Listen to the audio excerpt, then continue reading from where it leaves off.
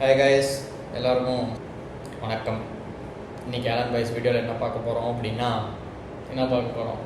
IPL first of முடிஞ்சிருக்கு. So எல்லோரும் 7 match ஆடிட்டாங்க. So அதோட நம்ம ரிவ்யூ பார்க்க போகிறோம். ஆடின வரைக்கும் யார் டாப் 4 போவாங்க, இதுக்கு முன்னாடி நம்ம என்னென்ன டாப் 4 சொல்லியிருக்கோம் அதெல்லாம் வச்சு ஒரு இது சொல்லியிருக்கோம். இப்போ வந்து அன்கேப்டு பிளேயர்ஸ் யாராவது இந்த சீசன் நல்லா விளையாடிருக்காங்க. ஆடின 7 எல்லோரும் 7 மேட்ச் ஆடிருக்காங்க. ஆடினதுல யார் அன்கேப்டு பிளேயர்ஸ் நல்லா இம்ப்ரூவ் பண்ணியிருக்காங்க ஸ்கில்ஸு, அந்த 7 மேட்ச்சில் எல்லாம் தெரியும். அதே மாதிரி எப்படி சொல்கிறது, இவங்க இந்த டீம் பார்த்தா பயங்கரமாக இருக்குது, அந்த டீம் ஒன்றுமே இல்லை, அந்த மாதிரி ஒரு பர்ஃபார்மன்ஸ்லாம் இருக்குது. அதுக்கப்புறம் பார்த்தீங்கன்னா ஆரஞ்சு கேப் யாரையும் பண்ணுவாங்க, எந்த டீம் மறுபடியும் கப் அடிக்கும் அப்படின்ற புதுசாக டீம் கப் அடிக்குமா, புதுசாக அடிக்குமா இல்லை அடித்த டீமே அடிக்குமா. அதில் நிறைய பிளேயர்ஸ் இன்ஜுரிஸ் ஆகிருக்காங்க. ஸோ மொத்தமாகவே நாம் சொன்ன பிளேயிங் லெவனோட இது கொஞ்சம் எல்லாமே டிஃப்ரெண்ட்டாக இருக்குது இந்த டைமு. ஸோ நம்ம சொன்னதுக்கு ஆப்போசிட்டாக நிறைய நடந்திருக்கு. பார்ப்போம், வீடியோக்குள்ளே போய் பார்க்கலாம். ஸோ ஃபஸ்ட்டு என்ன ஆரம்பிக்கலாம்னு பார்த்தீங்கன்னா டேபிள் டாப்லேருந்தே ஆரம்பிச்சிடலாம். பஞ்சாப் டாப்பில் எப்பயுமே நம்ம தான். போன வாட்டி டாப் ஃபஸ்ட்டு நாங்கள் தான், இந்த வாட்டி நம்ம தான். 7 மேட்ச்சில் 6 வின்னு ஒரு இது ரிசல்ட்டு. ஸோ இது வரைக்கும் லாஸே ஆகாத ஒரே டீம் பஞ்சாப் கிங்ஸ் மட்டும்தான் 7 மேட்ச்சில். செகண்ட் பிளேஸ் இருக்கிறது யாருன்னு பார்த்தீங்கன்னா ஆர்சிபி கிட்ட இல்லை, பஞ்சாப் கிட்ட என்னென்ன பாசிட்டிவ்ஸ் நெகட்டிவ்ஸ் அப்படின்னு அதுவும் பேசலாம். பஞ்சாப் கிட்ட பார்த்தோன்னா பேட்டிங் ஃபார்ம் நல்லா இருக்கு, பேட்டிங் பயங்கரமாக இருக்கு பேட்டிங் ஃபார்ம் இந்த வாட்டி அவங்க கிட்ட. ஓப்பனிங் பார்ட்னர்ஷிப்பும் சரி, அந்த ஓப்பனிங் பார்ட்னர்ஷிப் பிரேக் டவுன் ஆனாலும் அடுத்த பார்ட்னர்ஷிப்பும் நல்லா ஆடுறாங்க. அடுத்து கூப்பர் கார்டில் ஒரு மேட்ச் அடிக்கிறாங்க, நிறைய பேர் மாற்றி அடிச்சுனே இருக்கிறாங்க. நோட் பண்ணா போதும், 4 பேர் தான் ஆடுறாங்க. 4 பேர் டாப் 15ல ஆரஞ்சு கேப் 4 பேருமா இருக்காங்க. என்னடா வரவங்க அடிக்கிறீங்க, அதாவது அவுட் ஆகிட்டு போனால் கூட நான் அடிக்கலாம் கூட அடுத்த வாரம் அடிப்பான் அப்படின்ற மாதிரியே போயிடுறானுங்க. கரண்டாக ஒரு ரெக்கார்டு இருக்கு, 265 ரன் ஹையஸ்ட் சேஸ். இதுதான் செகண்ட் பிளேஸ் இருக்கிறது பஞ்சாப் தான் 2 வருஷத்துக்கு முன்னாடி. ஸோ இப்போ வந்து பேட்டிங் பயங்கரமாக, பவுலிங்கில் ஒரு சில இடத்துல வீக்காக இருக்குது. பார்லெட்டை ட்ராப் பண்ணிட்டு, அதாவது இவங்க ஓப்பனிங் ஆடுறத விட சேசிங் பண்ணாங்கன்னா அது பார்க்கறதுக்கு இன்னும் இன்ட்ரெஸ்டாக இருக்குது. 18 ஓவர்லேயே முடிச்சிடறாங்க. அதான் முடிச்சிடறாங்க, அதில் கொஞ்சம் இன்ட்ரெஸ்ட் அதிகமாக இருக்குது. இவங்களுக்கு சேஞ்சஸ் என்னென்ன பண்ணணும்னு பார்த்தீங்கன்னா, பார்லெட்டை உட்கார வச்சுட்டு இவனை ஃபெர்கூசன் ஒரு மேட்ச் ஆடலாம், ட்ரை பண்ணலாம். அதே மாதிரி சகலை வச்சுட்டு பிரார் ஒரு மேட்ச் ட்ரை பண்ணலாம். பிரார் ஒரு அண்டர்ரேட்டட் பாலர். அதுக்கப்புறம் ஸ்டாய்னஸ் வேணா ட்ராப் பண்ணிட்டு ஒமர் ஜாயின் ஒருத்தர் இருக்கான், அவனை இறக்குனா கூட அவனும் நல்லா போடுவான். பேக்கப்பும் பயங்கரமாக இருக்கு எங்களுக்கு. ஸோ இப்போ சேஞ்ச் பண்ண மாட்டாங்க. 7 மேட்சும் லாஸ் ஆகலை, எதுக்கு சேஞ்ச் பண்ணிட்டு அந்த ஒரு மேட்ச் சேஞ்சில் ஏதாவது சர்க்கிள் வந்தால் கூட அப்புறம் அது ஒரு இதாகிடும். அவங்க இதுலேயே நல்லா போயிட்டு இருக்காங்க. ஸோ இப்படியே மெயின்டைன் பண்ணலான்னு கூட அந்த டீம் சேஞ்ச் பண்ண மாட்டாங்க. பவுலிங் ஒரு 20% வீக் தான், ஓரளவுக்கு பார்த்தா நோட் பண்ணி பார்த்தா. பவுலிங் 20% வீக்னாலும் பேட்டிங் ஒரு 10% எக்ஸ்ட்ரா இருக்கு. நல்ல சொல்ல டாப் 4 மட்டும் தான் அடிப்பானுங்க. அதுக்கப்புறம் ஒரு விக்கெட்டான லைனாக விக்கெட் விடுவோம், ரன் வராது மேக்ஸிமம். அதை தான் நான் சொல்கிறேன், டாப் 4 பயங்கரமாக இருக்குது. அதுக்கப்புறம் பார்த்தீங்கன்னா சஷாங்க், ஸ்டாய்னிஸு, மார்க் ஆன்சன்லாம் வந்தாங்க. வதேரா சுத்தமாக அடிக்கவே வரல, 2 வருஷமாக எதுவுமே அடிக்கலை.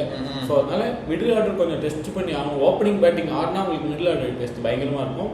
அதுவும் ஓரளவுக்கு தான் பெர்ஃபார்மன்ஸ் பண்ணியிருக்காங்க. ஸோ பஞ்சாப் பார்த்தீங்கன்னா டாப் 2ல் முடிக்க கண்டிப்பாக 80% 90% சான்ஸ் இருக்குது டாப் 2ல். இப்போ அடுத்த டீம் போவோம், ஆர்சிபி சொல்லுங்க, என்ன வீக்காக இருக்கும் உங்கள் டீம் கிட்ட சொல்லுங்கள். பவுலிங் தான் கொடுக்குது.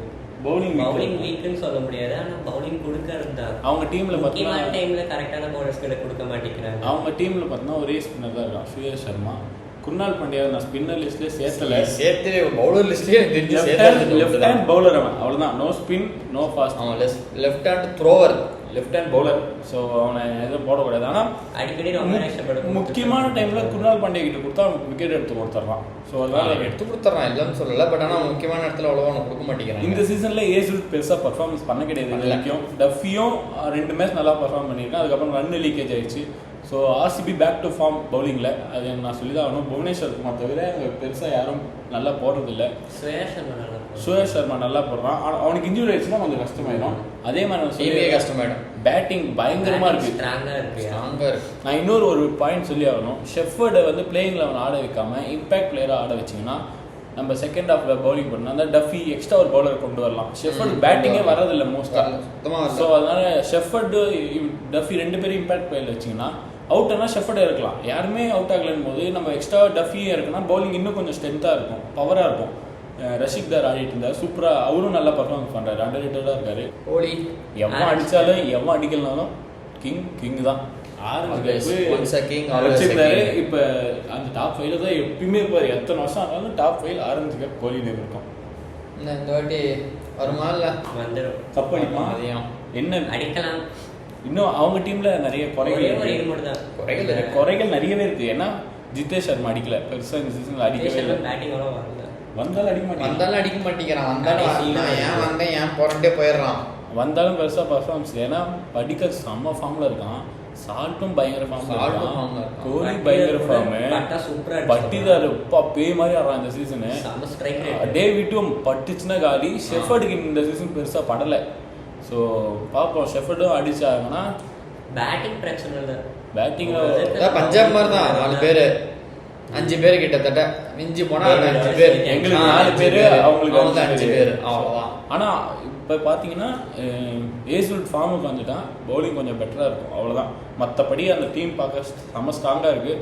அவங்களுக்கு வேறு யாரும் தேவையில்லை, இம்பேக்ட் கூட அவங்களுக்கு தேவையில்லை. ஏன்னா டீமே பயங்கரமாக இருக்குன்னு போது இவங்களும் டாப் 2 ஃபினிஷ் பண்ண ஒரு 78% சான்ஸ் இருக்குது. 3வது டீமாக போகுமா? 3வது Rajasthan Royals,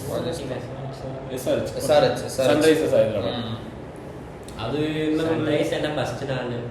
first 4 Abhishek Sharma, Ishan Kishan, Klaasen. அடுத்து நிதிஷ் ரெட்டி போன மேட்ச் அடிச்சிட்டான். போன மேட்ச் அவன் அடிச்சிட்டான்.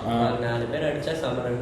ஆமாம், பயங்கரமான ஒரு டீம் ஹைதராபாத். பட் பவுலிங் பயங்கர வீக்காக இருக்குது. உனக்கு என்ன இஷான் மலிக் புது பிளேயர் ஃபர்ஸ்ட் வந்து அந்த ஒரு மேட்ச் 2 மேட்ச் ஒழுங்காக ஆனானுங்க. அதுக்கப்புறம் அவங்களும் மற்ற பிளேயர் மாதிரியே ரன் கொடுக்க ஆரம்பிச்சிட்டாங்க. அதே மாதிரி கம்மிங்ஸ் பண்ணால் ஓகே 28 ரன் இல்லை, அது இல்லாமல் ஓகே 28 கேப்புக்கு அப்புறம் வந்து நல்ல பவுலிங் தான். பட் கேப்டன்சியில் இன்னும் கொஞ்சம் பழைய கமின்ஸ் வரலையோ அப்படின்னு தோணுது. அந்த ஃபீல்ட் இருக்கு. ஏன்னா இவ்வளோ நாளாக இஷான் கிஷன் நல்லா பண்ணிட்டு இருந்தாங்க. ஆமாம், இப்போ நேற்று கமின்ஸ் வந்த உடனே என்ன ஆச்சுன்னா ஒரு மாதிரி ஐயோ இவன் ஏன் வந்தான், அவனுக்கே கொடுத்துருக்கலாம் அந்த கேப்டன்சி தோணுச்சு. அப்படி இருந்துச்சு, அந்த ஃபீல்டு இருந்துச்சு. பவுலிங் செஞ்சு ஒழுங்காக இல்லை. ஆமாம், நான் பார்த்தேன் நேற்று. பார்ப்போம், கமின்ஸ் பண்ணுவார், கம்பேக் கொடுத்தா ஜெயிஸ்டார் எப்படியோ வின் கேப்டன்சி ஃபர்ஸ்ட் அது பெரிய விஷயம். ஸோ பிரச்சனை இல்லை. அவங்களும் பார்க்க பயங்கர டேஞ்சரஸாக இருக்குது. பேட்டிங் ஸ்ட்ரென்த் தான் இந்த டைம் கப் அடிக்கும்னு நினைக்கிறேன். நம்ம பார்த்த 3 டீம்லையுமே பேட்டிங் பயங்கர ஸ்ட்ரென்த்து, அடுத்து ஆவரேஜாக இருக்கு. ஆமாம், இந்த டீம் ஓகே 60% சான்ஸ் இருக்குது டாப் 4ல. அதான் இதே மாதிரி மெயின்டைன் பண்ணாங்கன்னா சரி. ஆமாம், அது அந்த ஓப்பனிங் பேட்மேன்ஸும் வந்து கரெக்டாக அதே மாதிரி பர்ஃபார்ம் பண்ணிக்கிட்டு, பவுலரும் வந்து அவங்க கரெக்டாக இஷான் கிஷன் பண்ண மாதிரி கமின்ஸ் அந்த இதில் ஸ்ட்ராட்டஜி யூஸ் பண்ணாரு அப்படின்னா ஓரளவுக்கு வாய்ப்பு. இன்னொன்று பண்ண தெரியும், 8 பழைய மாதிரி அடிக்கல இன்னும். இன்னும் ஃபார்முக்கே வரல எனக்கு தெரிஞ்சு. அடிக்காமே இப்படி ஆடுறாங்க. அவன் அடிச்சா இன்னும் எவ்வளோ ரன், ஒரு 250 260 வந்துடும். அவன் அபிஷேக் சர்மா, இஷான் சர்மா, கிளாசன் 2 பேருமே ஆரஞ்சு கேப்ஸ்ல இருக்காங்க. 2 பேருமே ஆரஞ்சு கேப்ஸ்ல இருக்காங்க. ஸோ 8 அடிக்கல, அவன் அடிச்சா இன்னும் பயங்கரமா வரும். அவ்வளோதான். இந்த டீம் அடிச்சா ஆனால் ஹெட்ல கூட வரதுக்கு வாய்ப்பு இருக்கு. பயங்கர சலிடா இருக்கு. அனிகேத் வர்மா, நிதிஷ் ரெட்டி கீழே எல்லாருமே பேட்டிங், கம்மின்ஸும் பேட்டிங் ஆடுவான். ஸோ அதனால பயங்கரமான ஒரு பேட்டிங் டீம் இது. பவுலிங் இன்னும் கொஞ்சம் ஸ்ட்ரென்தன் பண்ணால் பயங்கரமாக இருக்கும். அடுத்து என்ன நினைக்கிறீங்க? டாப் 2க்கு பட்டுச்சுன்னு வச்சுக்கோங்களேன், 200 ரன் கன்ஃபார்ம். சூரியன்ஸ் ஜெய்ஸ்வால் பட்டா போகணும். அது 2 பேரும் நின்னாங்கன்னா போதும். ஆமாம், அது 2 பேர் நின்னாங்கன்னா 8 ஓவர் 100 ரன் மேலே கண்டிப்பாக. ஆமாம், ஆனால் கேப்டன்சி கொஞ்சம் சுமார் தான். பராக்கிட்டேருந்து கொஞ்சம் ஒன் டைம் மாதிரி இல்லை. ஜடேஜாவுக்கு ஓவரே கொடுக்கறது இல்லை இப்போலாம். ஆமாம், நேற்று கூட 10 ஓவர் மேலே ஆயிடுச்சு. ஜடேஜா ஒரு ஓவர் 2 ஓவர் போட்டார். அதுக்கு முன்னாடி மேட்ச்லையும் ராஜஸ்தான் கூட நினைக்கிறேன் ஒரு ஓவர் கூட, ராஜஸ்தான் தான் ஹைதராபாத் கூட ஒரு ஓவர் கூட கொடுக்கல. லெஃப்ட் ஹேண்டருக்கு லெஃப்ட் ஹேண்ட் போடக்கூடாது, என்ன ரூல்ஸ் ஒன்றும் இல்லை, யாருமே கொடுக்க மாட்டேங்கிறாங்க. அப்படின்னு எங்கள் டீம் இருந்தப்போ எப்படி இருந்த ஆளவர் எதுக்கு விட்டீங்க சொல்லுங்க, எதுக்கு விட்டாங்கன்னே தெரியல. ஓகே, இப்போ ஜடேஜா கிட்ட தாராளமாக 4 ஓவர் கொடுக்கும். அவன் 30 ரன் மேலே நான் தரவே மாட்டாங்க, எல்லாத்துக்குமே தெரியும். ஜட்டு டைட்டாக போட்டுருவான். ஆமாம், அவன் 30 ரன் மேலே தரமாட்டான். நான் அடிச்சு சொல்கிறேன், அவனை பேட்டிங் கொஞ்சம் முன்னாடி இருக்குனா கூட இன்னும் பெட்டராக இருக்கும். பராக் அடுத்தவே ஜடேஜா கூட 5லே வரலாம். ஏன்னா அங்கே நின்று அடிக்கிறதுக்கு யாருமே இல்லை ஜுரேலுக்கு அப்புறம். ஆமாம், ஜுரேலுக்கு அப்புறம் எப்பயாவது சுற்றிட்டு கேட்ச் கொடுத்துன்னு போயினேன். பெரேராவும் லாஸ்ட் 5 ஓவர் கொடுங்க, அவன் அடிச்சு கொடுப்பான். அதுக்கு முன்னாடி விக்கெட் போச்சுன்னா தயவு செஞ்சு ஜட்டு கிட்ட கொடுங்க. அவன் நின்று கடைசி வரைக்கும் எடுத்துட்டு போவான். அன்னைக்கு மேட்ச் கூட பார்த்தேன் நான். கடைசி ஓவரில் 20 ரன் அடிச்சான் லக்னோ கூட நினைக்கிறேன். ரன்னே வரல, அதாவது சீக்கிரமா அவுட் ஆகி போக மாட்டாரு, முடிஞ்ச அளவுக்கு நின்று ஆடுவா. நின்று கடைசியில ஒரு கடைசி ஒரு 20 ரன் அடிச்சாங்க அன்னைக்கு. ஸோ அந்த மாதிரி ஒரு ஜடேஜா ஒரு ஃபினிஷர்னா அப்படிதான் இருக்கும். ஸ்டார்டிங்ல எடுத்துட்டு போன மேட்சை கடைசி வந்து முடிச்சு கொடுத்தது பேர் ஃபினிஷர் கிடையாது, மிட்ல இருந்து வெறும் ஃபினிஷர் தான். இது ஃபினிஷர், அவன் எங்க இருந்து மேட்ச் எடுத்து வந்து முடிச்சு தரான், அதுதான் ஃபினிஷர். ஸோ அந்த 10 ரன் 5 விக்கெட்ல இருந்து கூட அன்னைக்கு ஜடேஜா ஃபெராரியோட சூப்பரா ஆடி நல்ல பார்ட்னர்ஷிப். அந்த மேட்ச் ஜடேஜா வந்து எங்க 49 கீழே வந்துருமோன்னு நினைச்சேன். பட் அந்த ரெக்கார்ட் அதெல்லாம் ஜடேஜா இருக்கும்போது கண்டிப்பா வராது, தெரியும். ஜடேஜா நின்னா அந்த ரன்லாம் வராது, அது மேலதான் 100 ரன் 150 ரன் வந்துடும் ஜடேஜா நின்னா. ஏன்னா ஜடேஜா கிட்ட ஒரு எக்ஸ்பீரியன்ஸ் கெப்பாசிட்டி எல்லாமே இருக்கு. ஸ்ட்ராட்டஜி பயங்கரமா யூஸ் பண்ணுவோம். அப்படியே ஒரு கேப்டன் பராக் 4 ஓவர் கொடுத்துட்டீங்கன்னா நீங்கள் தாராளமாக டாப் 4 வரலாம், இல்லைன்னா வரமாட்டீங்க. ஆனால் அன்எக்ஸ்பெக்டடாக ரவி பிஷ்ணர் பவுலிங் இந்த டைம் பயங்கரமாக இருக்குது. ஆர்ச்சரும் பர்கரும் பயங்கரமாக போடுறாங்க. ஆர்ச்சர் பயங்கரமாக போடுறாங்க. ஓவரே எல்லாம் இன்ட்ரெஸ்டோட பார்க்க ஆரம்பிக்கிறாங்க. ஃபர்ஸ்ட் பாலே ராஜஸ்தான் ஆனா ஃபர்ஸ்ட் ஓவர் ஆர்ச்சர் போலிங். அந்த சைடு பார்த்தீங்கன்னா சூரியவன்சி பேட்டிங் ரெண்டுமே பயங்கரமாக இருக்குது. இதுக்கு ஓவர்ன்றதே அவங்களுக்கு பீக்கா இருக்கு. இதுக்கு முன்னாடி ராஜஸ்தான் மேட்ச் எவன்டா பார்ப்பான். இப்போ சூரியவன்சி பேட்டிங்னாலே எல்லாரும் உட்காந்து பார்த்துறோம். நான் பார்க்குறேன், அவன் பார்க்குறான், அவன் சூரியவன்சி பேட்டிங் போட்டா செம்மையா ராண்டவன் அப்படின்னு இருக்கு. ஆர்ச்சர் போலிங் போட்டா யாரா இப்படி போடுறாங்க, அப்படி ஒரு ஆமா. அதாவது அந்த ஜாஃப்ரா ஓவர்ல யாராவது கேட்ச் மிஸ் பண்ணாலோ விக்கெட் மிஸ் நம்மளுக்கே காண்ட் அப்படியே கோவம் ஆகும். யார் மேல? அவன் டீம் மேலேயே. ராஜஸ்தான் ஃபேன்ஸ் கூட கிடையாது, ஆனா அவன் டீம் மேலேயே கோவம். ஃபர்ஸ்ட் பாலே கேட்ச் மிஸ் ஆனா திருப்பி எடுத்துட்டான் விக்கெட். அதே ஓவர்ல எடுத்துட்டான், அதே ஓவர்ல எடுத்துட்டான். இதுதான் பழைய ஆர்ச்சர், இதுதான் எங்களுக்கு வேணும். இப்படிதான் போகணும். 145 150 இறக்கலாம், பயங்கரமா இருக்கு. ஆமா, இவங்களும் டாப் 4ல வர ஒரு 60% சான்ஸ் இருக்கு. எங்கேயோ சோக் பண்ணிட்டாங்கன்னா வாய்ப்பு இல்லை. ஓகே, இப்போ 5வது பிளேஸ்ல யார் இருக்கான்னு பார்த்தீங்கன்னா சிஎஸ்கே. ஓகே, சிஎஸ்கே கிட்ட என்னென்ன நெகட்டிவ்ஸ் இருக்குன்னா, ஃபர்ஸ்ட் வந்து ருத்ராஜ் கெய்க்வாட் இன்னும் பேட்டிங் சுத்தமாக படவே இல்லை. கேப்டன்ஸும் சுமாராக தான் இருக்கு. பார்த்தாலே அவுட் ஆயிடுவான்னு தான் தோணுது. ஸோ ஒரு பெரிய இன்னிங்ஸோ எதுவுமே வரல, ஆஃப் செஞ்சுரி எதுவுமே வரல. ஸோ பார்த்தாலே போர் அடிக்குது. ருத்ராஜ் அந்த அளவுக்கு வந்துச்சு. 25 தாண்டல, நம்ம செஞ்சுரி கிளாஸ் எல்லாமே இருக்கும் ருத்ராஜ் கிட்ட. ஸ்வீப் ஷாட் அடிக்கிறது எல்லாமே கிளாஸாக இருக்கும். பார்க்கும்போது பார்க்க சூப்பராக இருக்குடா அந்த மாதிரி. இப்பெல்லாம் சுத்தமாக இல்லை, எல்லாத்துக்கும் அடிக்க போகிறான், கேட்ச் கொடுக்குறான், அடிக்க போகிறான். அதாவது ஒவ்வொரு மேட்சும் சரி இன்னைக்கு ஆடுவான், இன்னைக்கு கொஞ்சம் ஃபார்முக்கு வருவான். ஸ்டார்டிங் 4 அடிச்சுனா ஃபார்முக்கு வந்துட்டு அடுத்த ஓவரே அவுட்டு, அடுத்த பால்லே கூட அவுட்டு. இந்த சைடு பார்த்தீங்கன்னா சாம்சன் அடிச்சது 2 மேட்ச் தான், மற்ற எந்த மேட்ச் அடிக்கல. 2 செஞ்சுரி 2 வின் பண்ணி கொடுத்தான். ஆனால் இன்னும் பெருசாக சாம்சன் கூட அந்த 2 செஞ்சுரி தவிர 7 மேட்ச்ல வேறு எதுவுமே இல்லை. சாம்சன் சிங்கிள் டிஜிட் தான். சாம்சனும் சரி ருத்ராஜும் சரி 2 செஞ்சுரி காப் வந்ததுனால அந்த செஞ்சுரி வந்தனால பெட்டராக இருக்குது பார்க்கறதுக்கு சஞ்சு கிட்ட. அதுவும் இல்லைன்னா ஒன்றும் பண்ண முடியாது. பார்ட்னர்ஷிப் பெருசாக இல்லவே இல்லை. ஓவர் எக்ஸ்பெக்டேஷனோட இருந்துச்சு. ருத்துவும் சாம்சன் சேர்ந்தா பயங்கரமாக இருக்கணும். பெருசாக 50 ரன் கூட எனக்கு திரும்பி அடிக்கவே இல்லை. ஸோ பார்ப்போம். நம்பர் 3லையும் அவ்வளோ ஆயுஷ் மேத்ரி போனதுனால அந்த பிளேஸ் சர்ப்ரைஸ் வரும். செட் ஆகணும்னு தெரியல. ஆயுஷ் மேத்ரி ரொம்ப மிஸ்ஸிங்காக தான் இருக்கும். அவன் ஆடின அடிக்கும் பயங்கர நல்ல பிளேயர். இப்போ அது மிஸ்ஸிங் தான். பிரேவ்ஸும் பழைய ஃபார்மில் இல்லை, டூபேவும் ஃபார்மில் இல்லை. பேட்டிங் வந்து நான் வந்து சீசன் ஆரம்பத்தில் சொன்ன பவுலிங் ரொம்ப வைக்கணும். இப்போ பார்த்தா பவுலிங் நல்லா இருக்குது, பேட்டிங் சுத்தமாக இல்லை. பெருசாக அடிக்கிறதுக்கு யாருமே இல்லை, சிக்ஸர் கிட்டருக்கு யாருமே இல்லை. சாம்சன் அடிச்சதுனால அந்த ஸ்கோர் வச்சுக்கலாம். அதுவும் வந்து பவுலிங்ல எல்லாருமே நல்லா. இப்போ கலீல் அஹ்மத் இன்ஜூரி ரீப்ளேஸ்மெண்ட் முகேஷ் அவனும் நல்லா போடுறான். ஆமா, அன்ஷுல் கம்போஸ் நல்லா போடுறான். அப்புறம் அகில் ஹுசைன் சூப்பரா போடுறான். நூர் அஹ்மத் சூப்பரா போடுறான். ஓவர்டன் சூப்பர், அன்எக்ஸ்பெக்டட் ஓவர்டன்லாம் 2 மேட்ச் வின் பண்ணி கொடுத்துருக்கான். அன்எக்ஸ்பெக்டட். நான் வந்து பிளேயிங் லெவன் இருக்க மாட்டேன்னு வச்சிருந்தேன். கடைசியில் பார்த்தா பிளேயிங் லெவன் வந்து வின் பண்ணி கொடுத்துருக்கான் 2 மேட்ச். ஸோ பவுலிங் நல்லா தான் இருக்கு பார்க்கறதுக்கு.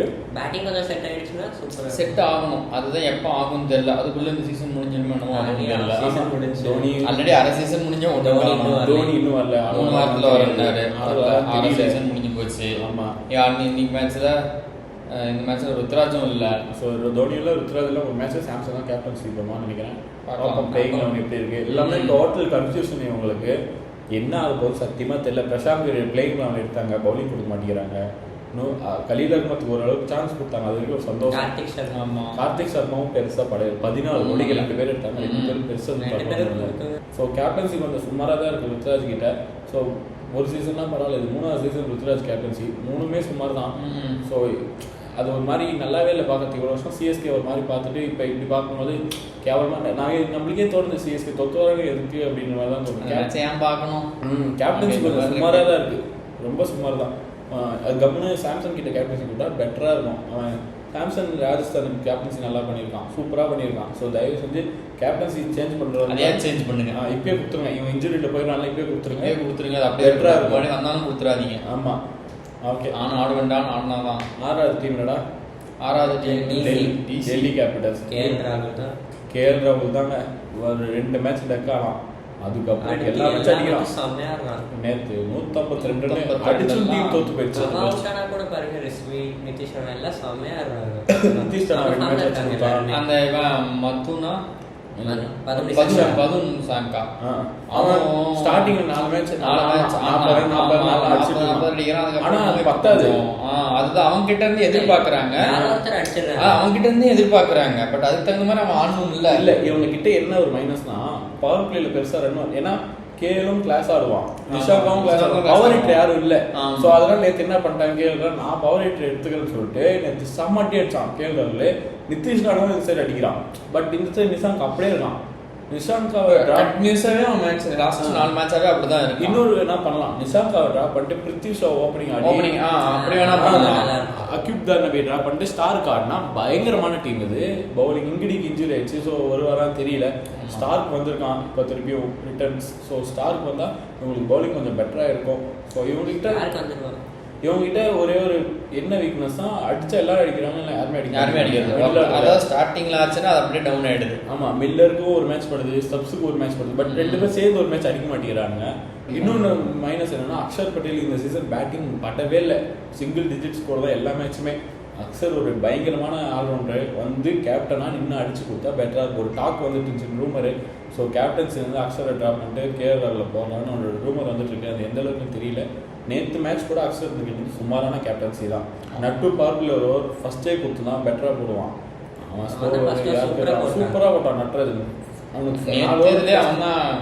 ஸ்டார்டிங்லேயே நட்டு கண்ட்ரோல் பண்ணி தான் பெட்டராக இருக்கும். பட் குல்தீப்பை கரெக்டாக யூஸ் பண்ணிக்கிறாங்க. குல்தீப் ஒரு டாப் பவுலர், எனக்கு தெரியும். ஸோ நல்ல ஸ்பின்னர். இவங்க குவாலிஃபைடு வருவாங்கன்னு கேட்டிங்கன்னா 40%. இப்படியே சோட் பண்ணிட்டு இருந்தால் வரமாட்டாங்க. ஸோ அடுத்து நம்ம இன்னொரு டீம் போயிடலாம். குஜராத் டைட்டன்ஸ். இதில் நான் என்ன சொல்கிறது, ப்ளஸ்ன்னு பார்த்தீங்கன்னா 5 விஷயம் என்னென்னா, கில்லு, சாய் சுதர்சன், பட்லர், ரஷீத் கான், ரபாடா, அப்புறம் சிராஜ் எக்ஸ்ட்ராவா. இவங்க 6 பேர் தவிர மற்ற யாருமே எதுவுமே பண்ணல. அப்புறம் என்ன, இவன் ஒருத்தர் தான் பாரு, டெவாட்டியா எதுக்கு இருக்கான்னு, கிளென் பிலிப்ஸ், வாஷிங்டன் சுந்தர், அதுக்கப்புறம் இப்போதான் ஓல்டு நல்லா விளையாட ஒரு மேட்ச் விளையாடி இருக்கான். பார்ப்போம், அடுத்துலேருந்து பார்ப்போம். அதுக்கப்புறம் பெருசாக அவங்க கிட்ட இருந்து சுத்தமாக டாப் 3 தவிர வேறு யாரும் பர்ஃபார்மன்ஸ் பண்ணி பார்க்கவே இல்லை. கில்லிக்கிட்ட ஒரே ஒரு குறை என்னன்னா, தயவு செஞ்சு வாஷை ரன்னு கொடுத்தாலும் பரவாயில்ல, ஒரு 3 ஓவர் ஆச்சு கொடுக்குறோம் அவங்ககிட்ட. 2 ஓவர் இருக்கும். 2 ஓவர். அது இல்லாமல் சாய் கிஷோரை ட்ராப் பண்ணிடுறாங்க. அதையும் ட்ராப் பண்றாங்கன்னு மெயின் போடுறாங்க. ரஷீத் கான், சாய் கிஷோர் நல்லா போடுவான் இப்போ. ஏன்னா ரஷீத் கான் பழைய ரஷீத் கான் கிடையாது. சாய் கிஷோர் நல்லா தான் போடுவான். அவனுக்கு சான்ஸ் இல்லை, எதுவுமே இல்லை. டெவாட்டியாவை இதுக்குதான் ஆட வைக்கிறீங்க. அனுஜ் ராவத் ஒருத்தர் மென்ஸில் உட்காந்து வச்சிருக்கீங்க. அவனுக்கு ஒரு சான்ஸ் கொடுங்க, அவன் சூப்பராக பர்ஃபார்மன்ஸ் பண்ணுவான். 7 கொடுக்கல, இதுக்கப்புறமா கொடுக்க போறாங்க. இல்ல, இதுக்கப்புறம் கொடுத்தாதான் உங்களுக்கு கொஞ்சம் மேட்ச் மேல கொடுக்கணுமே, கொடுக்க மாட்டானுங்களே. ஷாருக் கான் எதுக்கு விளையாடுறானோ தெரிய மாட்டேங்குது. அப்படியே எனக்கு பார்க்கும்போது 3 பேர் அவுட் ஆயிட்டாங்களா, எதுக்கு மேட்ச் பார்த்துட்டு அவ்வளோதான். அந்த 3 பேர் முடிஞ்சுன்னா சரி ஆஃப் பண்ணிடு அப்படின்னு தான் தோணுது. அதுவும் 3 பேர் ஆடினாலும் 3 பேர் கிட்ட பவர் ஹிட்டிங்கே கரெக்டாக காலையில பார்த்தா தோத்து போச்சுன்னு தான் தெரியல. 3 பேர் கிட்ட அந்த பவர் ஹிட்டிங்கே இல்லை. பட்லர் கூட இப்போ தடவிட்டு தான் இருக்காரு மோஸ்டா. ஸோ 3 பேருமே பவர் ஹிட்டிங் இல்லை. இந்த டீம் அப்படியே ஒரு மாதிரி தான் இருக்கு பார்க்கும்போது. 200 ரன் அடிக்கிறானுங்க, ஆனால் பவர் ஹிட்டிங் இல்லை. ஆனால் 3 பேர் ஏதோ கிளாஸாக அடிச்சு ரன் அடிச்சிடறாங்க. ஆனால் இவங்க 3 பேர் ஸ்டார்டிங்கில் ஆடுறது பார்த்தா ஒரு 250 வரும் நினைப்போம். ஆனால் கடைசியில் பார்த்தா ஃபினிஷர் யாரும் இல்லை, மில்லர் யாருமே இல்லை. எப்படி 250 இந்த காலத்துல எல்லாம் 250 220 அஞ்சா தான் அது நல்லா ஜெயிக்கிற மேட்சே. இவங்க 200 ரன் 190 ரன் அடிச்சா ஜெயிக்கவே முடியாது. போன மேட்சே பார்த்தோம், ஆர்சிபி போட்டு பொழந்து விட்டானுங்க. ஆனால் இவங்க எப்படி மும்பை கிட்ட அவுட் ஆனாங்க தெரியல. ஸோ அது எத்தனை ரன் வித்தியாசத்தில் 100 ரன் வித்தியாசத்துக்கு போனாங்க. டாப் 3 க்ளோஸ் பண்ணிட்டா மேட்ச் முடிச்சு. அது மும்பை கரெக்டாக பிளான் பண்ணி எடுத்தாங்க. டாப் 3 எடுத்தீங்கன்னா எல்லாருமே குஜராத் கூட ஈஸியாக ஜெயிச்சுட்டு போயிடலாம். அடுத்து யாரு? மும்பை இந்தியன்ஸ். இவங்ககிட்ட வீக்னஸ் நிறையவே இருக்கு. என்னன்னா, ரோஹித் சர்மா இன்ஜுரி போயிட்டான். ஸோ ரோஹித் சர்மா எல்லாம் 2-3 மேட்சுமே தகிட்டு தான். பேட்டிங் சுத்தமாக ஓப்பனிங் இல்லை. அதே மாதிரி பார்த்தீங்கன்னா இது வந்து ஒரு மேட்ச் திலக் அடிச்சான், ஒரு மேட்ச் டீகா கடிச்சா, அப்படி அவ்வளோதான். திலக் ஒரு மேட்ச் தவிர மற்ற எந்த மேட்ச்லாம் பர்ஃபார்மன்ஸ் ஆகல. அதுவும் இல்லாமல் ஸ்கையும் பெருசாக பர்ஃபார்மன்ஸ் இல்லை, ரொம்ப டவுன் இந்த வாட்டி ஸ்கை தான். ஆமாம், ஹர்திக் பாண்டியா அப்படின்னு சொல்கிற மாதிரி பர்ஃபார்மன்ஸ் கிடையாது. பவுலிங் பரவாயில்ல, பேட்டிங்லலாம் வந்து என்னன்னா ஹர்திக் பாண்டியா குஜராத்தில் ஆடும்போது 4-3 அந்த இதில் ஆடிட்டு இருந்தாங்க. அந்த ரேஞ்சில் வந்து இந்த வந்து ஃபினிஷிங் கொடுத்தோன்னே அது வரல. பழைய ஹர்திக் பாண்டியா இல்லை. இது நீங்களே பாருங்க, பழைய ஸ்பின்னர் போட்டாலே அடிப்பான். இப்போலாம் ஸ்பின்னர் ஸ்ட்ரோக் வைக்கிறான், ஃபாஸ்ட் பவுலிங் ஸ்ட்ரோக். அவனுக்கு ஒரு பவுன்சர் வச்சுருவானுங்க, ஸ்லோ பவுன்சர் போட்டு ஹர்திக் பாண்டியா பேட்லேயே பட மாட்டேங்குது. அந்த பவர் ஹிட்டிங் போயிடுச்சு சுத்தமாக. நம்மளுக்கு பார்த்தாவே தெரியுது. இந்தியாவுக்கு ஆடும்போது அப்படிதான் ஸ்ட்ரோக் வச்சு பொறுமையாக எடுத்துகிட்டு போனதான் அது ஹர்திக் பாண்டியா. இப்போ வேற என்னன்னா காட்டுத்தனமா சுத்துறன்ற பேர்ல பால் படாத மாதிரியே சுத்துறாரு. அந்த சுத்தல்ல தான் ஸ்லோ பவுன்ஸ் எங்கேயாவது எஜ்ஜு பட்டு மேல தூக்கிறது, அவுட் ஆயிடும் போயிடுறாரு. அவ்வளவுதான். ருத்தர்ஃபோர்டும் பெருசா ஒரு மேட்ச் அடிச்சான், அந்த தோத்த மேட்ச் லாஸ்டான மேட்ச்ல தான் அடிச்சான். அதுக்கப்புறம் பாத்தீங்கன்னா யாரு சாண்டர் பவுலிங் செம்மையா போறான். ஆனா பேட்டிங் வாய்ப்பும் இல்ல, வந்தாலும் அடிக்கிறது இல்ல. அப்புறம் 2 பேர் இருக்கானுங்க துரந்தர் மாதிரி, சிஎஸ்கே பிளேஸ் உள்ள அனுப்பிச்சு விட்டானுங்க. தாக்கூர், தீபக் சகார் 2 பேரை கேவலம் அடிமட்ட கேவலம். சரி, சாகூர் நல்லா பண்ணுவான் பார்த்தா 2 மேட்ச் நல்லா பண்ணான். அதுக்கப்புறம் அவனும் பாரி விடலாயிட்டான். தீபக்கும் 2 பேரும் அப்புறம் உட்காருங்கடா, நீங்கள் பிளேயிங் லெவலே வேணாம் உட்கார வச்சுக்கலாம். நல்ல முடிவு இது. அதே மாதிரி பார்த்தீங்கன்னா பும்ரா ஒரே மேட்ச் தான் எடுத்தான். ஒரே மேட்ச் தான். ஸோ வேர்ல்டு கிளாஸ் பழைய இதில் நீங்கள் சொல்லலாம் எக்கானமி இருக்குது, பட் விக்கெட் டேக்கிங் முக்கியமாக வேணும். அதனால தான் தோக்கிறதே மேட்சை. ஒரு விக்கெட் 2 விக்கெட் எடுத்தா மட்டும் பார்த்தா அடிக்கிறாரு. இப்போ நம்ம குஜராத் மேட்ச்ல பார்த்தோம், ஃபர்ஸ்ட் பாலே விக்கெட் எடுத்தான். டீம் வின் பண்ணிச்சா, அதுதான் முக்கியம். அந்த ஒரு பயத்தை கிளப்பி விட்டுறாரு. நான் இன்னும் இருக்கேன்டா அப்படின்ற பயத்தை கிளப்பி விடுறாரு. விக்கெட் எடுத்து தான் ஆகணும். எக்கானமி மட்டும் முக்கியம் இல்லை, விக்கெட் 2 விக்கெட் எடுத்தாதான் டீம் வின் பண்ண சான்ஸ் இருக்கு. இவங்ககிட்ட ஒரு மாதிரி ஃபாஸ்ட் பவுலிங்கே இல்லை, பவுல்ட்டும் பழைய மாதிரி இல்லை. முன்னெல்லாம் பவுல்ட் இருந்தால் ஒரு ஓவருக்கே 2 விக்கெட் விடுவோம் கண்டிப்பாக விடுவோம். இப்போ அந்த பவுல்ட்டும் இல்லை. அஸ்வினி சூப்பராக போடுறான். அஸ்வினி சூப்பராக போடுறான். போன வருஷம் என்ன இதில் இருந்தாரோ இறக்குன மேட்ச்லேயே அதே ஃபார்மில் அப்படியே ஆடினாரு. ஆமாம், இப்போ வந்து ருத்தர்ஃபோர்டுக்கு பதிலாக வில்ஜாக்ஸ் வர வாய்ப்பு இது கொஞ்சம் ப்ளஸ் தான் இவங்களுக்கு. கசன்ஃபோர்டும் நல்லா போட்டுட்டு இருக்கான். ஸோ அவன் வந்துட்டாங்கன்னா 3 ஸ்பின்னர் 3 ஃபாஸ்ட் பயங்கரமாக. ரோஹித் வருவாரா இல்லையா? ரோஹித் இன்னும் 2 மேட்ச்க்குள்ளே வந்துடுவான்னு சிஎஸ்கே கூட ஆடுவார்னு நினைக்கிறேன். ஸோ பார்ப்போம், நல்லா இருக்கும் அந்த மேட்ச்சு. ரோஹித் வந்தால் ஓப்பனிங் கண்டிப்பாக நல்ல பார்ட்னர்ஷிப் வரும். ஏன்னா ரிக்கல்டன் ட்ராப் பண்ணிட்டாங்க, டீகா சூப்பராக ஆடுறான். சூப்பர் பெர்ஃபார்மன்ஸ் பண்ணுறாங்க. அதனால இவங்களும் ஒரு என்ன இந்த ஸ்கை தான் என்னத்துக்கு வரான், பப்ளு கம் மெல்றான், மறுபடியும் மென்னுக்கிட்டே போயிடுறான். ஹிட் தி பால் சூரியகுமார்னா எல்லாரும் 360 டிகிரி. இந்தியாவோட 360 பிளேயர். இந்தியாவில் கூட மாறல 1 இயரா, எதுவுமே 1 இயர் பழைய பேர் சொல்றேன். 360 பிளேயர்ன்றாங்க. 60 பிளே கூட இல்லை இப்போ 60% கூட அந்த பிளே இல்லை. ஸோ பார்ப்போம், சூரியகுமார் ஃபார்முக்கு வந்தால் இவங்களுக்கு கொஞ்சம் ஜெயிக்க வாய்ப்பு இருக்கு. ஏன்னா லாஸ்ட் சீசன் அவங்க நல்லா பர்ஃபார்ம் பண்ணது சூர்யாவால் தான். 700 ரன் மேலே அடிச்சிருக்காங்க. சூர்யா அடிச்சாலே இவங்க வின் பண்ணணும். ஸோ சூர்யா ஃபார்முக்கு வந்தாலும் 70 ரன் கூட தாண்டணும்னு நினைக்கிறேன் டோட்டல் வருது. எல்லாம் கேப்டன்சியை குறை சொல்றாங்க, பட் டீமே குறையாதான் இருக்கு உண்மையை சொல்லணும்னா. ஒரு மேட்ச் நல்லா கம்பேக் கொடுத்தாங்க. ஆமா, குஜராத் கூட நல்லா இருந்துச்சு. சரி பரவாயில்ல, பழைய நிலைமைக்கு வந்துருவானுங்கன்னு நினைச்சா அடுத்த மேட்ச் அதே 100 ரன் அவங்களும் தோத்தாங்க. ஆமா, இல்ல கேப்டன்சியை குறை சொல்றதுக்கு டீமை குறை சொல்லுங்க. அப்ப டீமே தான் சொல்றேன். நீ ஆன்லைன்ல பார்த்தா எல்லாம் அட்டிக் பண்ணிய போட்டு அடிச்சுன்னு அவன் ஒருத்த மட்டும் என்ன பண்ணுவான். டீம் அடிச்சா சூர்யா ஒருத்தரும் அடிக்கிறது இல்ல. டீமா நீங்க ஒரு ஃபேனா இருந்தீங்கன்னா டீமா போய் திட்டினாதான் அவங்க வருவாங்க. அட்டிக் பண்ணியா மட்டும் பிளேம் பண்ணிட்டு அவன் என்ன பண்ண முடியும்? அவனை தட்டிடுறாங்க, என்ன யார் கண்டுக்கிறாங்கன்ட்டு அவன் மாதிரி அதே அவுட் ஆயிடும். நீங்க டீமே பிளேம் பண்ணுங்க. எப்படி நீங்க அவனை தான் திட்ட போறீங்க? ஆமா, டீமா அவனுக்கு போயிடுறாங்க. டீமா பிளேம் பண்ணீங்கன்னா அவங்க கொஞ்சம் இம்ப்ரூவ்மெண்ட் பண்ணி அவங்க நல்லா விளையாடுவாங்க. அட்டிக் பண்ணியா மட்டும் பிளேம் பண்ணிருந்தா அவனுக்கு இவ்வளவு ப்ரெஷர் வேற. அதனால டீமா நீங்க ஒரு ஃபேனா இருந்தீங்கன்னா டீமை போய் பிளேம் பண்ணுங்க, ஒருத்தரை திட்டாதீங்க. அவன் பர்ஃபார்மன்ஸ் பண்ணல. இப்ப சிஎஸ்கேனா அவங்க சிஎஸ்கே போட்டு அடிப்பாங்க, பிளேயர்ஸ் அடிக்க மாட்டாங்க. மும்பை ஃபேன்ஸ் அப்படி கிடையாது. யார் அடிக்கலாம்? சப்போர்ட் பண்ணுங்க. என்னன்னா இந்தியாவோட பெஸ்ட் ஆல்ரவுண்டர் அட்டிக் பாண்டியா மட்டும்தான். ஸோ வின் பண்ணோம். ஸோ தயவு செஞ்சு பிளேம் பண்ணாதீங்க, யாருமே பண்ணாதீங்க. அவங்க கம்பேக் கொடுப்பாங்க. 5 கப்பை வச்சிருக்கானுங்க. ஸோ அவங்களுக்கு தெரியாத ஒன்றும் இல்லை, எல்லாம் டாப் பிளேயர்ஸ் தான் மும்பை இந்தியன்ஸ். ஸோ அவங்க கம்பேக் கொடுப்பாங்க. நீங்கள் யாரையும் பிளேம் பண்ணாமல் இருந்தாலே போதும்னு சொல்லுவாங்க. அவ்வளோதான், ப்ரெஷர் கொடுக்காம இருந்தால் போகலாம். அடுத்து எல்எஸ்டியா நாங்களும் அதே தான். டாப் 4 எதுக்கு தெரியல. மற்ற டீம்ல டாப் 4 அடிப்பானுங்க, இந்த டாப் 4 அடிக்க மாட்டானுங்க.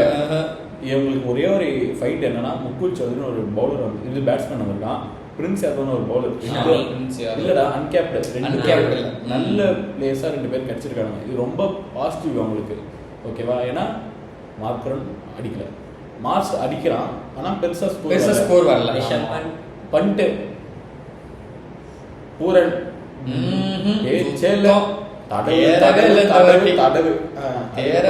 பதோனி ஃபினிஷிங் நல்லா பண்ணலாம். கூட்டு போய் ஓப்பனிங் எங்க கொண்டு போய் விடுறீங்க அவனை? இல்லடா லாஸ்ட் இயர் மார்க்கரமும் மார்ஸ் ஓப்பனிங் ஆனாங்க, சூப்பரா ஆனானுங்க.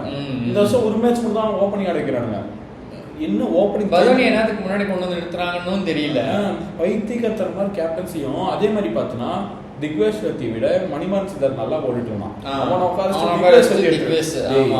ஏன்டா கேவலமா பண்ற? ஷமி சூப்பரா போடுறான், பிரின்ஸ் யாதவ் சூப்பரா போடுறான், ஆவேஷ் கான் நல்லா போட்டு இருந்தான். அவனை டிராப் பண்ணிட்டாங்க. மயங்க் யாதவ் இருந்தா 60 ரன் தரான். டேய் நியாயமா பண்ணிட்டு அப்புறம் எப்படி டீம் மேல வரும்? மோஷன் கான் நல்லா போட்டு இருந்தான், அப்புறம் டிராப் பண்ணிட்டானுங்க. திருப்பி வந்தா நல்லா போட்டான். ராஜஸ்தான் கூட அவன் நல்ல பவுலிங் போட்டு கொடுத்தாங்க.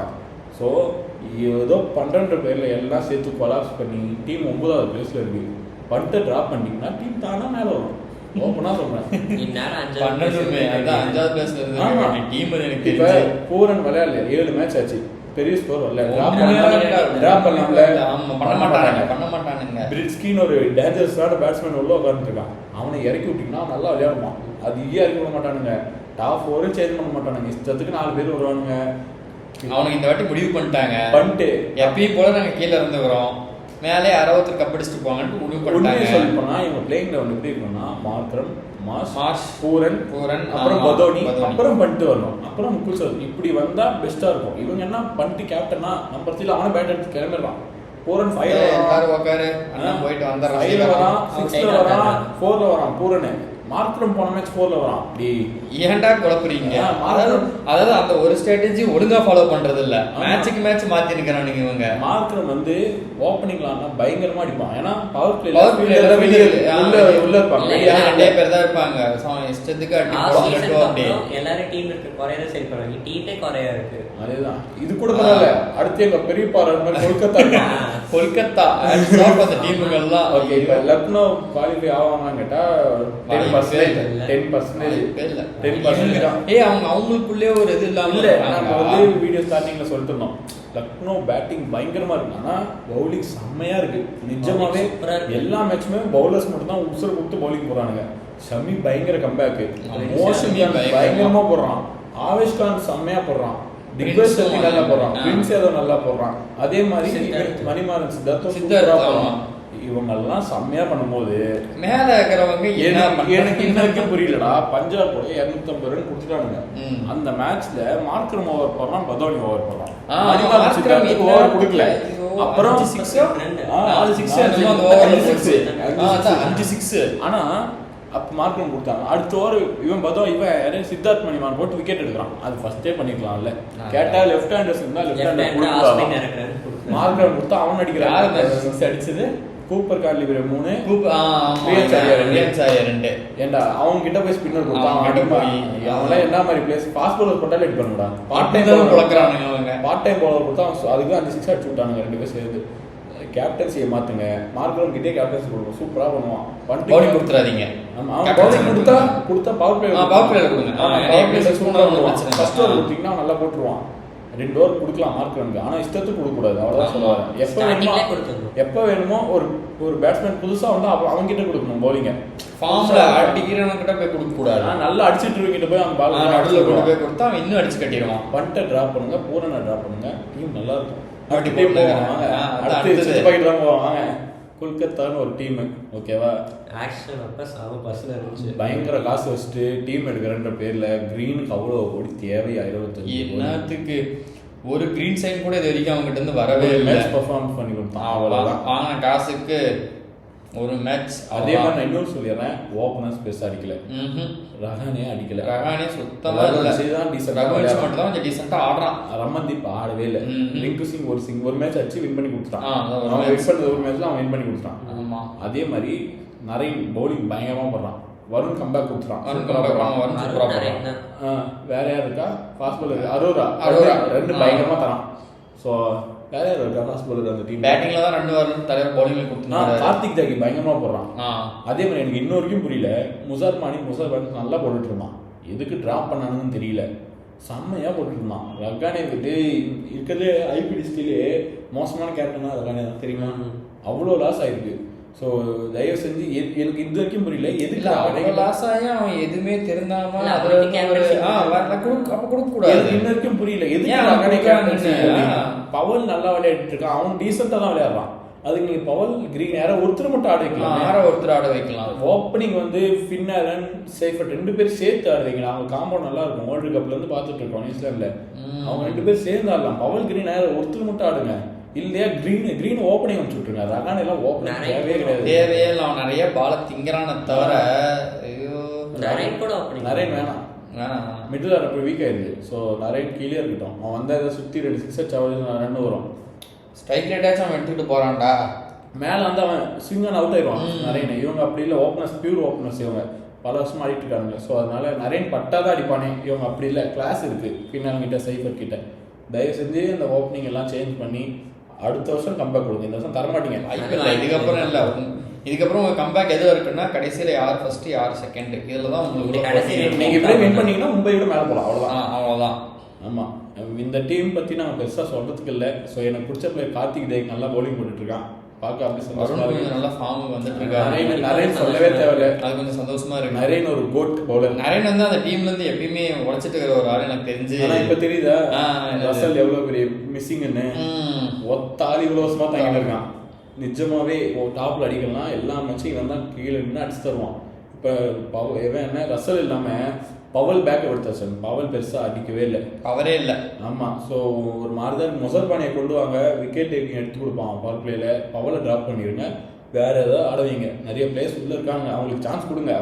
பிளேயர்ஸும் வரமாட்டீங்க, அதுக்கப்புறம் எப்படி வரது வாய்ப்பு? யங்ஸ்டர்ஸுக்கு சான்ஸ் கொடுங்க, அவன் வந்து நல்லா பர்ஃபார்மன்ஸ் பண்ணி. அதான் சொல்கிறேன், எப்படி வரதுலன்னு ஆகிப்போச்சு. அதுக்கு அவனுக்கு சான்ஸ் கொடுத்து பர்ஃபார்மன்ஸ் பார்த்தா லாஸ்ட் இயர் சிஎஸ்கே பண்ணாங்கல்ல, கடைசியில் தான் யங்ஸ்டர்ஸ் சான்ஸ் கொடுத்து அந்த மாதிரி இந்த வருஷம் நல்லா பண்ணுங்க. இந்த வருஷம் அந்த யங்ஸ்டர்ஸுக்கு சான்ஸ் கொடுத்தீங்கன்னா அடுத்த சீசன் அவங்க நல்லா பண்ணிடுவாங்க. அதே மாதிரி அடுத்த சீசனாச்சும் கொஞ்சம் ரகானே கேப்டன்ன்றதை வந்து கொஞ்சம் முடிஞ்ச டீம்ல போயிடுவான், ஏன்னா வயசாயிடுச்சு. ஸோ ரகானே ஆக்ஷன் வந்தால் தான் தூக்குவாங்க, தவிர அதான் கேப்டன்சி வேணும். கேப்டன்சி வேற யாராவது ட்ரை பண்ணி. இந்த டீம்ல கேப்டன்சி மெட்டீரியல் யாருமே இல்லை எனக்கு தெரிஞ்சு. ஓப்பனா சொன்னா ரகுவன்சி கிட்ட கொடுப்பேன், ஏன்னா யங்ஸ்டரு இல்லையா. மனிஷ் பாண்டே கூட்டுவாங்க, தலைவன் 50 ரன் அடிப்பான், எப்படி இருந்தாலும் அடிப்பான். இவங்கெல்லாம் 10 ரன் அவுட் ஆச்சுக்கு மனிஷ் பாண்டே பெட்ரு, எவ்வளோ பெட்ரு. ரகானே ட்ராப் பண்ணிட்டு மனிஷ் பாண்டே கேப்டன்சி கொடுத்தா கூட அவன் நல்லா பண்ணுவான். ஸோ நம்ம எல்லா டீமும் பார்த்துட்டோம். இதில் நம்மளோட டாப் 4 என்னன்னு சொல்கிறோம். சிவனேஷ் டாப் 4 பஞ்சாப், பெங்களூர், எஸ்ஆர்ஹெச் 4க்கு தான் செம்ம ஃபைட் வரும். எனக்கு தெரிஞ்ச சிஎஸ்கே, டெல்லி, இந்த 2 டீம் ஏதோ ஒன்று வரும். நீடா இந்த எனக்கு ஃபஸ்ட்டு எப்பவுமே இந்த டீம் பஞ்சாப் கண்டிப்பாக அவங்க தான்.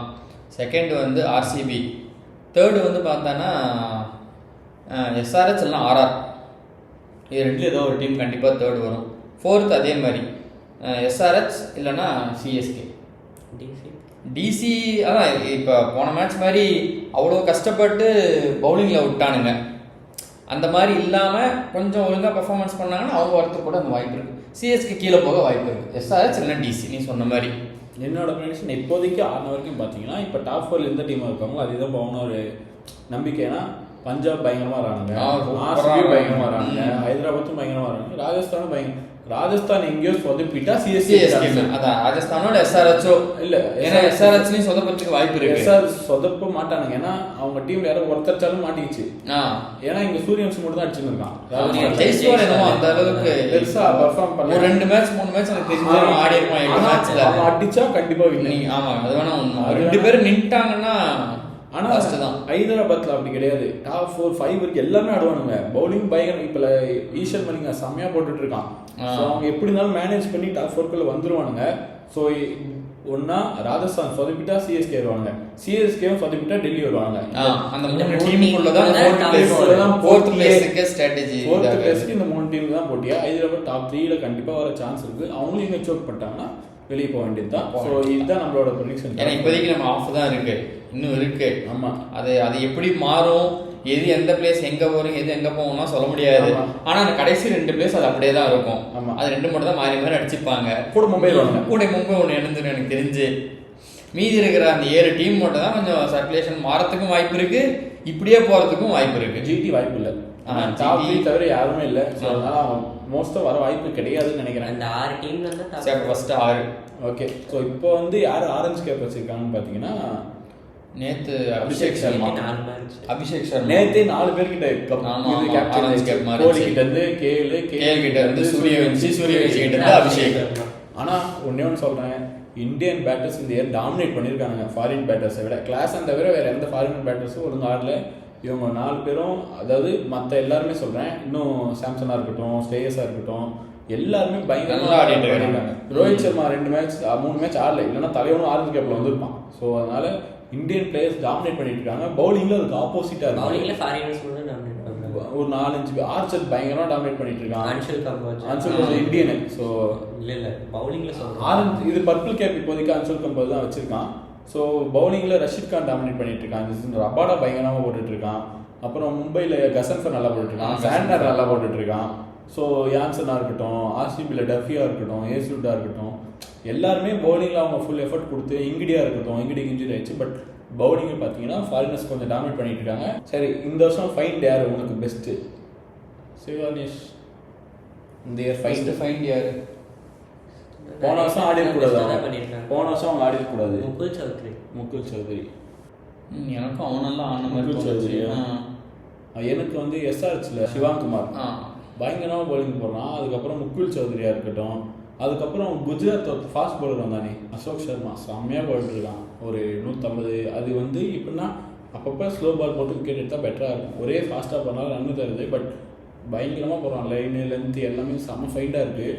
அசோக் சர்மா கொஞ்சம் இன்னும் இம்ப்ரூவ் பண்ணி கொடுத்தா நல்ல பவுலராக மாற வாய்ப்பு இருக்குது. நம்ம வந்து ஸ்டார்டிங்கில் வந்து சொன்னேன், ஆரஞ்சு கேப் வந்து ஜெய்ஸ்வால் அடிப்பான், பர்பிள் குல்தீப் யாதவ் அடிப்பான், சூரியவன்ஷி அடிப்பானு தோணுது இந்த வருஷம். நீ யாரா?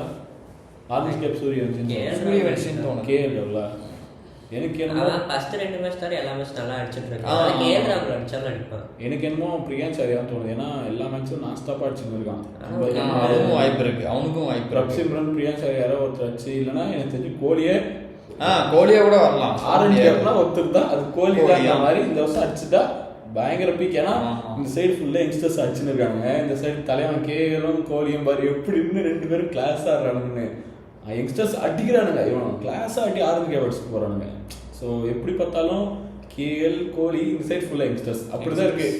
கேஎல் கம்பேக் கொடுத்துட்டான் இந்த வருஷம். ஆரஞ்சு கேப் எடுத்து பயங்கரமாக இருந்துச்சு கேஎல் அடிக்கிறப்போ. பர்பிள் கேப் ப்ரெடிக்ஷன்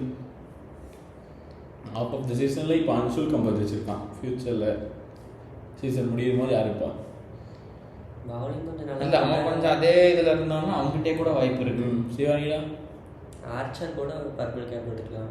எனக்கு தெரிஞ்சு இந்த சீசனில் ஆர்ச்சரோட ரபாடோ பர்பிள் கேப் அடிப்பானான்னு தோணுது. ஆர்ச்சர் ஸ்பீடில் பார்த்துட்டு இருக்கான். இந்த சைடு ரபாடவும் அதே ஸ்பீடில் போட்டுட்டு இருக்கான். பழைய கம்பேக் கொடுத்துருக்கான். ரபாடாவும் பயங்கரமாக ஓடிங் போகிறான். ஸோ அவன் Archer, Anshul compose, Rabada. So இதுதான் நம்ம ப்ரெடிக்ஷன் அண்ட் ப்ரிவியூ எல்லாமே. கடைசியில் பார்க்கலாம் அது எப்படி மாறுதா, இல்லை நாங்கள் சொன்ன 3 பேர் யாராவது ஒருத்தர் இருக்காங்களா. லீக் மேட்ச் சொன்னே திருப்பி ஐபிஎல்லோட ப்ரிவியூ வரும், பாருங்கள். இந்த வீடியோ பிடிச்சிருந்துச்சுன்னா லைக் பண்ணுங்கள், கமெண்ட் பண்ணுங்கள், ஷேர் பண்ணுங்கள், சப்ஸ்கிரைப் பண்ணுங்கள், அந்த பெல் ஐக்கானை டிங்கு அடிச்சு விட்ருங்க. இப்படி பிடிச்சி டிங்கு டிங்கு டிங்கு டிங்கு டிங்குன்னு அடிச்சு விட்ருங்க. பாய்.